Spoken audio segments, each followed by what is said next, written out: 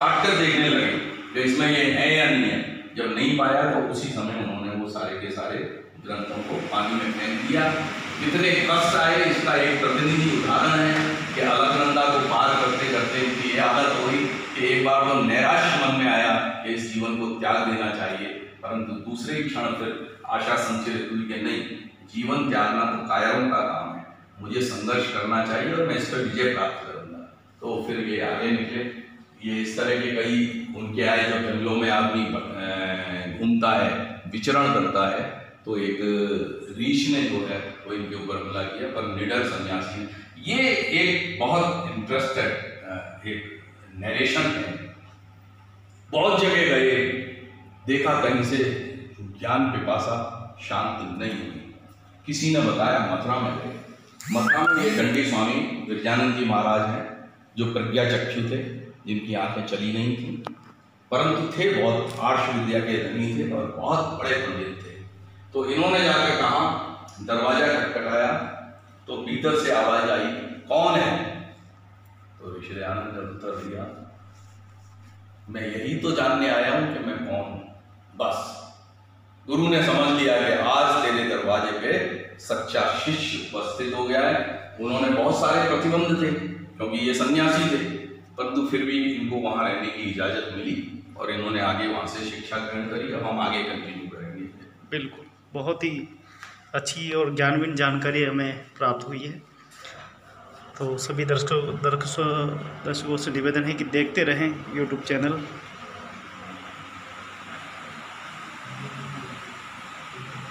ये हमने अभी बताया था पीछे वहाँ पर कि गुरुजी ने, वो देख रहे हैं आप, सन्यासी होते हुए भी हमारे भारत में एक परंपरा थी, जब आप शिष्य भाव से अध्ययन कर रहे हैं तो कोई अंतर नहीं होता। आप सन्यासी हैं, आप गृहस्थ हैं, आप राजा के कुल के हैं, आप रंग के कुल के। आप यहाँ देख रहे हैं झाड़ू लगाने का काम स्वामी दयानंद जी करते थे, मटके से पानी लाने का काम स्वामी दयानंद करते थे। और उसमें भी देखिए एक दिन क्या उन्होंने झाड़ू लगा करके इकट्ठा कर दिया कूड़ा, और उसमें देखे कोई पात्र ला करके इस कचरे को बाहर फेंकूंगा। उतनी देर में गुरुजी आ गए और उनका पैर उस कचरे पर पड़ गया। तो गुरुजी को गुस्सा आया और उन्होंने इनके छड़ी से पिटाई की। तो आप देख रहे हैं जब शाम को क्या किया उन्होंने, तो गुरु के हाथ दबाने लगे। तो बोले, बेटा तू आज मुझ पर क्रुद्ध नहीं है? बोले, आपने तो मुझे प्रसाद दिया है, मेरा शरीर तो बच रहे, आपका शरीर कोमल है, उसमें कहीं दर्द हो रहा होगा तो लाइए मैं आपके हाथ जो है वो दबा दूँ। तो इस तरीके से ये सारा जो है पढ़ने का क्रम चल रहा है। और यहाँ देखिए आप, अंत में सन्यासी था, इनके पास तो कुछ था नहीं, तो सोचा गुरु दक्षिणा में कुछ तो देना चाहिए। तो कहीं से मांग करके लौंग ले आए थोड़ी सी और बोले, गुरुजी ये स्वीकार करिए, मेरे पास और कुछ तो है नहीं। गुरु ने कहा, तेरे पास क्या कुछ नहीं है? तेरे पास तेरी प्रबल आकांक्षा है, लोकोपकार करने की आकांक्षा है, और मेरी दी हुई विद्या तेरे पास है, वेद विद्या का तू पंडित है। जाओ इस भारतवर्ष को अपनी खोई हुई विद्या जो है वो सिखाओ और अपना पूरा जीवन जो है इसके लिए दे दो। इन्होंने वहाँ प्रतिज्ञा दी, गुरु को वचन दिया कि मैं अपना सारा जीवन जो है वो लोक सेवा के लिए अर्पित कर दूंगा। और इतिहास साक्षी है, इन्होंने अपने उस वचन को निभाया। स्वामी दयानंद अगाध पंडित थे, वेद विद्या के उस युग में कोई इनके मुकाबले पंडित नहीं था। तो उसको लेकर के अन्य मतांतर के लोगों से और स्वयं जो पौराणिक मत को मानने वाले लोग थे उनके शास्त्रार्थ होते रहे। ये कुछ प्रमुख शास्त्रार्थ जो हमने यहाँ पर, ये ईसाइयों के साथ शास्त्रार्थ है। ये इन्होंने कुंभ के मेले में जाकर के पाखंड खंडनी पताका गाड़ी थी और लोगों को आमंत्रित किया था कि आओ, जो भी शंकाएं हैं आप मुझको उन शंकाओं का मेरे से निवारण करिए। ये गोरक्षा के विषय में आपको बता दूं मैं यहाँ पे, स्वामी दयानंद जी महाराज प्रथम व्यक्ति थे। गौ को हम अस्मिता के स्वरूप में और धार्मिक अवधारणा के रूप में पूज्या को मानते हैं, परंतु इन्होंने गौ का अर्थशास्त्र प्रस्तुत किया।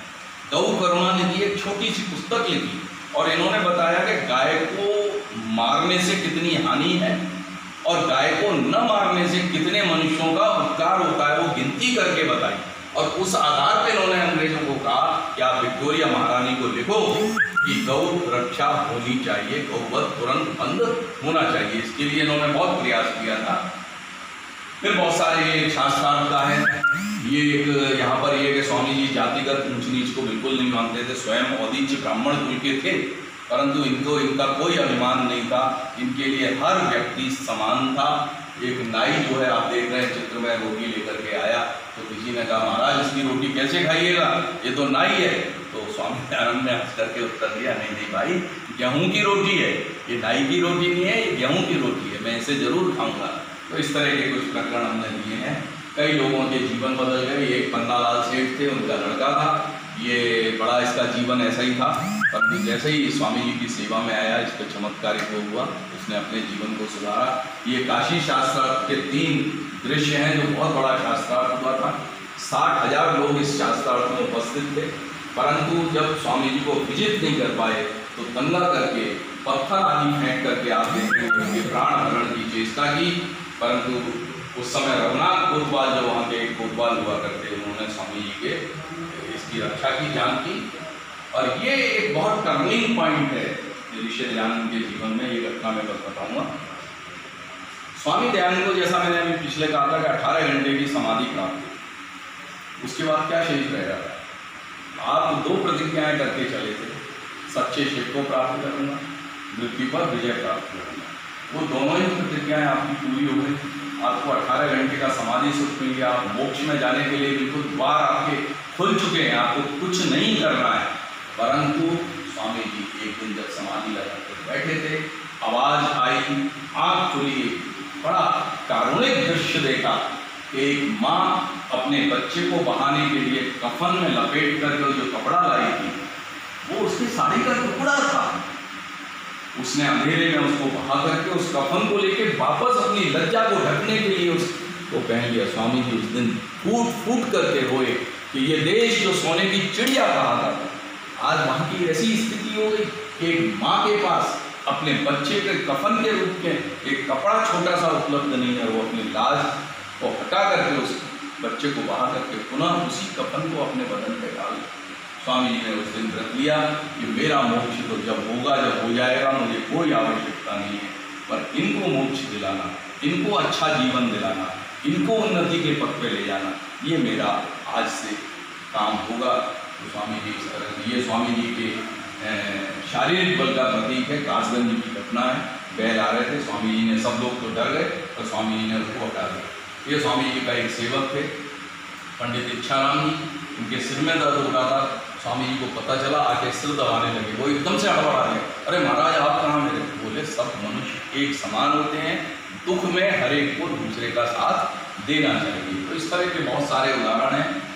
ये आर्य समाज की स्थापना उन्होंने की थी मुंबई में माणिक जी की वाटिका में।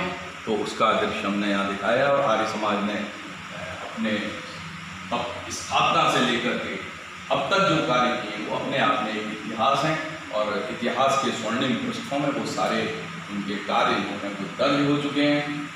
ये लोगों ने स्वामी जी का अपमान करने में भी कोई कसर नहीं छोड़ी थी कि आप देखेंगे ये पुणे की एक घटना है।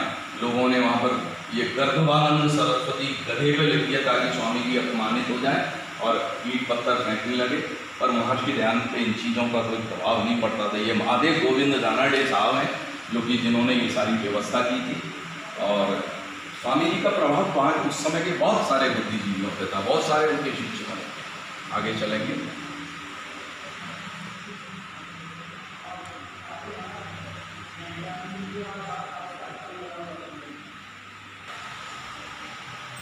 ये आप देखिए महर्षि दयानंद जी महाराज का एक मत था कि जिस तरह से विभाजन लोगों में हो गया है, कोई किसी मत को मान रहा है, कोई किसी मत को मान रहा है, वो गलत है।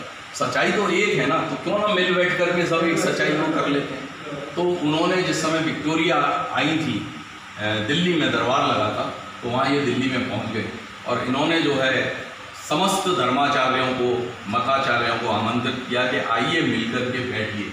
ये अपने तरीके का पहला धर्म सम्मेलन था, परंतु इसमें ज़्यादा लोग आए नहीं, कुछ लोग आए थे, उनसे विचार विनिमय हुआ। ये उसी तरह के शास्त्रार्थ का दृष्टि है। ये थियोसॉफी सोसाइटी के जो कर्ता थे कर्नल अलकाट और मैडम ग्लोबटस्की, ये इतने प्रभावित हो गए विदेश में रहते हुए कि वहीं से उन्होंने स्वामी जी को अपने थियोसॉफी समाज का संरक्षक घोषित कर दिया।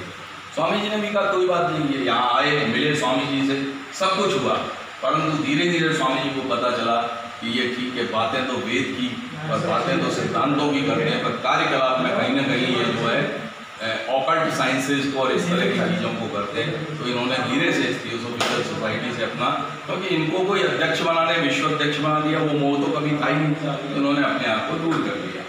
ये नारियों को पढ़ाने के क्रम में पंडिता रमाबाई को स्वामी जी ने बुला करके पढ़ाया था। बहुत से लोग सोचते हैं आर्य समाज जो है वो मंदिरों के अब विरोधी है, तो ये बड़ा एक प्रकरण है जिसको समझने की कोशिश करनी चाहिए। एक मंदिर था, रास्ता बन रहा था, ऐसी ही सोच वाले एक व्यक्ति ने स्वामी जी को कहा, कलेक्टर आपका चेला है, अगर आप कहें तो सड़क बनाने के बहाने इस मंदिर को भी जो है वो हटा देगा। तो स्वामी जी ने क्या कहा, वो सुनने लायक बात है। वो कहते हैं कि मैं तो मनुष्यों के, हमारा काम मनुष्यों के मन मंदिरों से मूर्तियाँ निकालना है, न कि ईंट पत्थरों के बने देवालयों को तोड़ना। क्योंकि उनका उद्देश्य था कि जब हम किसी व्यक्ति की पूजा करते हैं तो उसका अर्थ ये है कि उसके जो सच्चरित्र है उसको अपने अंदर हम ढालने का प्रयास करें।